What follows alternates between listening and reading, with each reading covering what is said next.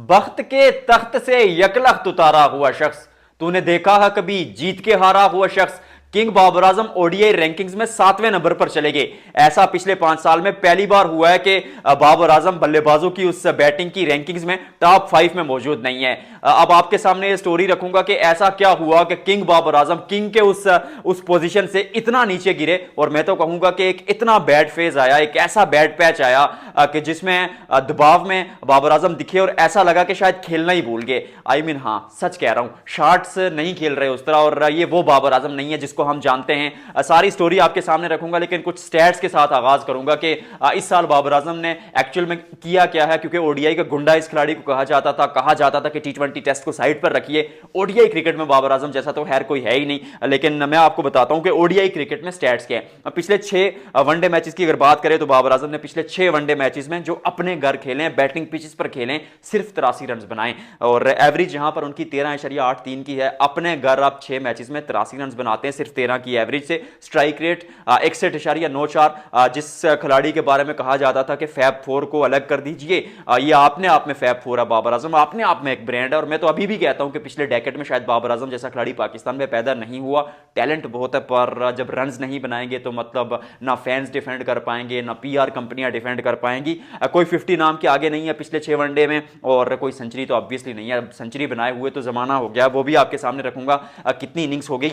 उसके बाद मैं आपको बताता हूं कि इस साल यानी 2025 में ओडीआई क्रिकेट में बाबर आजम ने क्या किया। और याद रखिएगा, इसी साल चैंपियंस ट्रॉफी भी थी जहां पर पाकिस्तान बुरी तरह हारा था और बाबर आजम उसमें भी नाकाम हुए थे।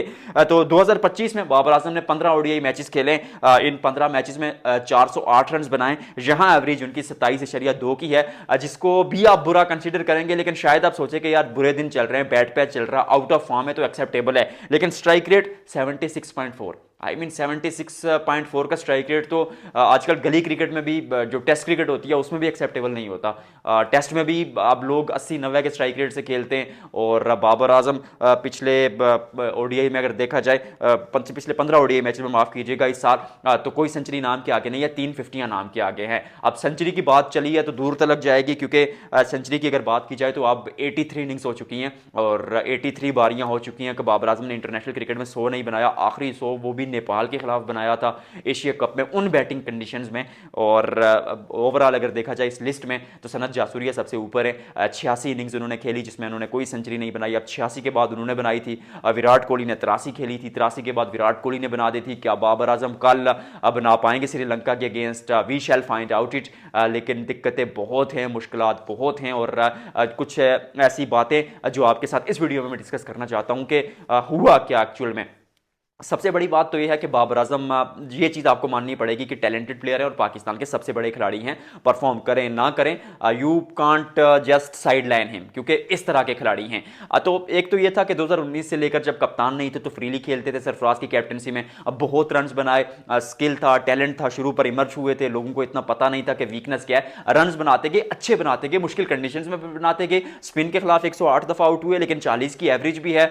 फिर बाहर जाकर भी रन बनाए, अपने घर भी बनाए, हर जगह रन बनाए। लेकिन क्या होता है, लेकिन ये होता है कि जब बैट पैच आता है, जब आप पे फेलियर आता है, तो फिर आपको बैक की जरूरत होती है कि आपको कोई बैक करे। लेकिन यहां पर क्या होता है, यहां पर आप पर बैट पैच आता है, आपको कैप्टनसी आपसे छीन ली जाती है कि भाई कैप्टनसी छीनो इससे।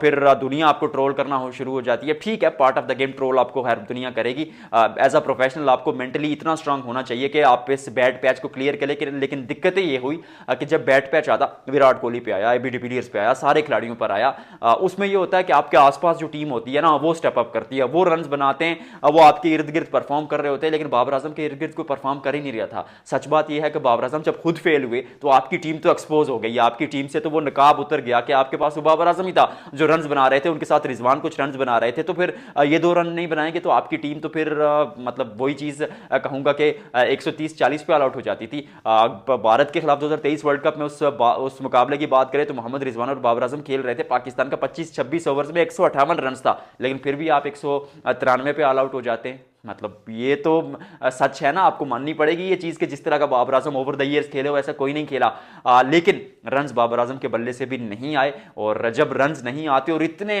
रेगुलर डेज में नहीं आते, मतलब होता है कि बैट पैच आपका 5-10 मैचेस में ख़त्म हो गया, लेकिन मतलब 2023 अब 2026 शुरू होने लगा, 2.5-3 साल सेंचुरी को होगी, और आखिरी सेंचुरी भी तो नेपाल के खिलाफ आई थी। तो वो सारे सिनेरियो में, उस सारे लेखे जोखे में कहने को यही था, जो निचोड़ मेरे नज़दीक निकला है कि प्रेशर है, दबाव है, इसलिए रन नहीं बना पा रहे। और इस प्रेशर में मुझे पर्सनली ऐसा लगता है कि बाबर आजम खुलकर नहीं खेल रहे। बाबर साहब, एक बात कहूंगा यार, आउट होना है तो दिलेरी के साथ आउट हो जाओ, डर डर के क्या खेलना, दिखा दो क्या दम है आप में और कितनी काबिलियत है आप में।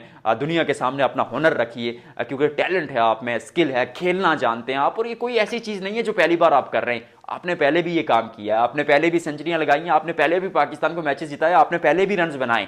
लेकिन अभी वो थोड़ा ब्रेक के बाद, वो ब्रेक तो नहीं कहूँगा, हर बैड पैच कहूँगा, उस बैड पैच के बाद थोड़ी दिक्कतें हैं, थोड़ा प्रेशर है, थोड़ा दबाव है, लेकिन गुजर जाएगा। आई